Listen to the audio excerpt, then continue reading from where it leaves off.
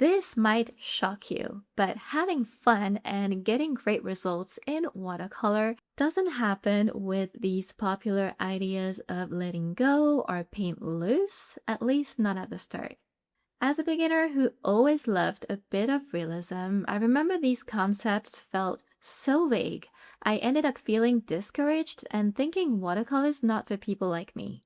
I pushed through and changed that, so today I'm going to explain why letting go and keeping things loose is not the right focus to have in the beginning.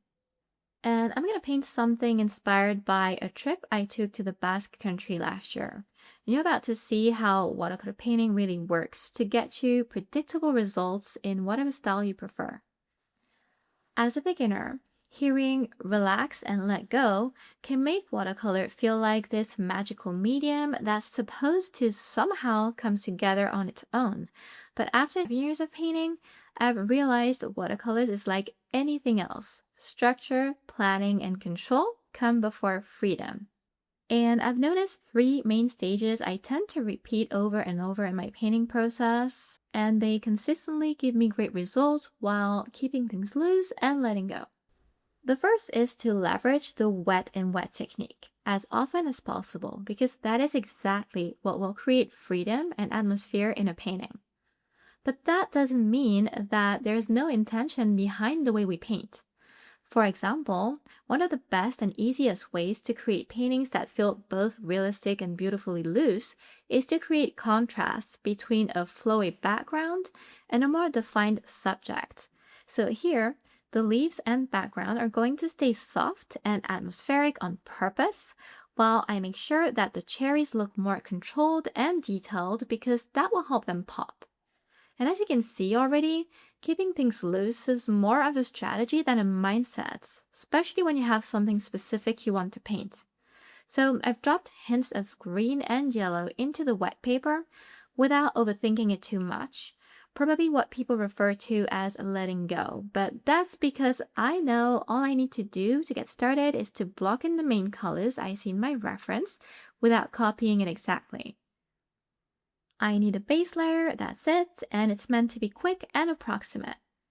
And as the paper slowly dries, and then I have that base on paper now, I know I need to increase the amount of pigment in my paints little by little and create a little more detail with some shapes, because that will help me turn a flat green background into something that suggests the foliage behind the cherries. At this stage, when things are still a bit flat, you might feel lost and unsure, and that's normal and it's called the ugly stage, but don't panic and keep going. You can even dry your painting completely, take a breather, and wet it again when you're ready to keep painting. So there is really nothing mystical here. It's a process we can learn and apply step by step. What's important in that first stage is to get some color on paper to get started and make sure it's not too dark or opaque, so it's easy to add things on top later. And you'll see we can still touch it up if we want to, so that's where we can let go and relax a bit. But still, structure matters much more than emotion here. I'm not trusting magic, I'm trusting process and what I know really works. I also know that repeating elements from the subject into the background almost always creates harmony later in the painting. That's why I've been dropping hints of red into the green background. And the beauty of the wet and wet technique is that those cherries almost look abstract, but later they'll read as cherries that are farther back because on wet, they naturally lost focus. This is another thing that changes everything once you understand it. Watercolor softness is not random when you want to paint specific things. It's a tool to control depth in a painting. Contrast is also super important. For example, if I add blue into my greens, I can create deeper shadows. I also continue shaping a few leaves, and it's easier now that the paper isn't so wet anymore. And you can see the background feels a lot more interesting without spending a ton of time on it. So once you have your background is completely dry, you can move into the second stage, and that's where watercolor starts to make a lot more sense. I switched to the wet on dry technique for the cherries. This is intentional because that technique naturally creates sharper edges, And those sharp edges will make things appear more defined and closer to us. Exactly what I want here. The cherries need to stand out against the soft blurry background, so we have that sense of realism combined to the looseness of watercolors. And I picked this bright red very intentionally too, because even though these are black cherries, I've noticed paintings often become much more beautiful when one important brighter color is slightly exaggerated compared to reality. And with cherries, that rich red glow is what makes them look desirable and vibrant. So I use this bright red first to make sure it stands out where I need it to later. And then I mix it with blue to create these deeper burgundy tones for the ripest cherries. Another thing I focus on in all my paintings are paper white highlights. They're very important. I make sure to preserve some of them, as you can see here. They're part of what gives watercolor that luminous look that people love so much. And combined with soft backgrounds, they create the exact aesthetic most people are chasing when they say they want loose paintings. But again, you can see none of this is random. It's much more than just what paint spread on wet paper and let it do its thing. There's a thought and control behind all of it. I finish painting the cherries, and then I move into the stems and the leaves closest to them. And here, my goal is very specific. I want the detailed focal area to slowly melt into the softer background naturally. So I start adding texture with brush strokes, but I also use one of my favorite techniques for loose realism. I soften edges with a clean, damp brush. So, for example, whenever I feel an edge is becoming too strong or too isolated, I gently brush over that drying edge with a damp brush to soften it. It's almost like painting wet and wet manually, but only exactly where I want softness to happen. I love it because it gives a ton of freedom in a painting at this stage. This is also huge because you can see now how loose watercolor is often carefully controlled softness.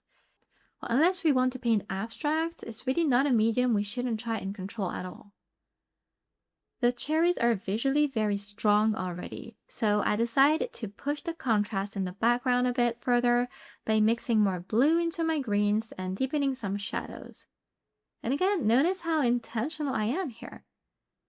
The areas around the cherries stay slightly more defined, while everything that's farther away stays softer thanks to that damp brush technique.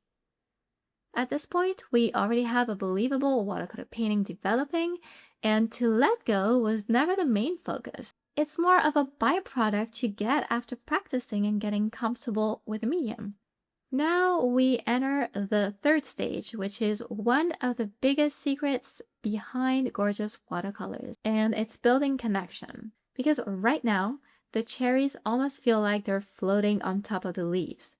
The painting needs bridges between the realistic parts and the softer parts.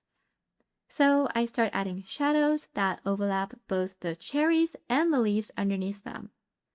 That's why I was not worried about getting the background to be entirely finished, as you can always come back to it later in time. What I'm doing now is just tie background and foreground together visually.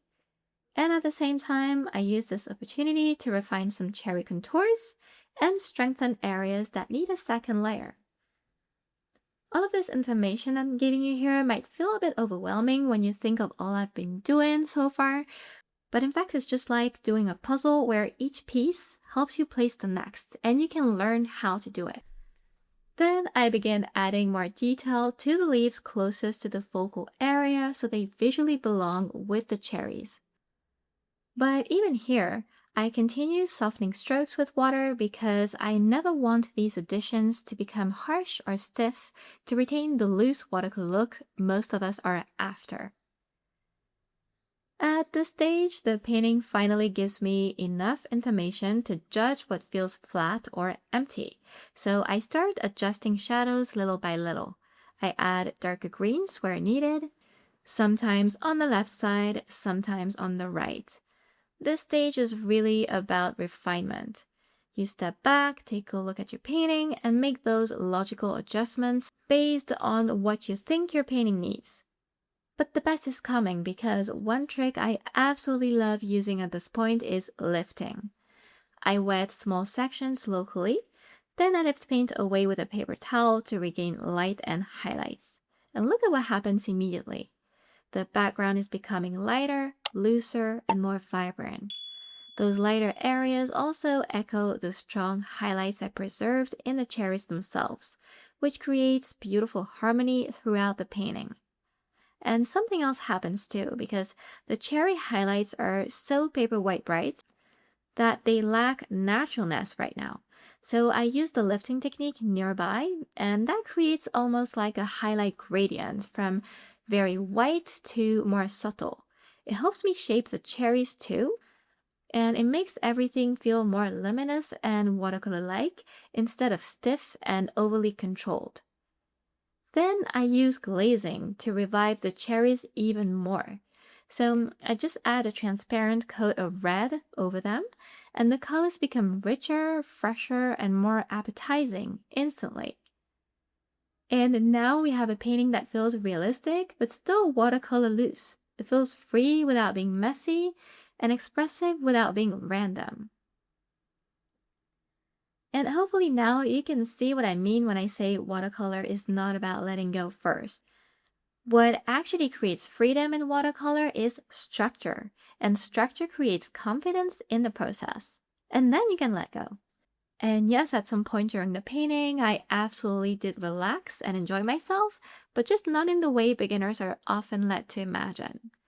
And if you'd like to learn watercolor through this kind of structured approach, you can check out my watercolor courses linked in the description below.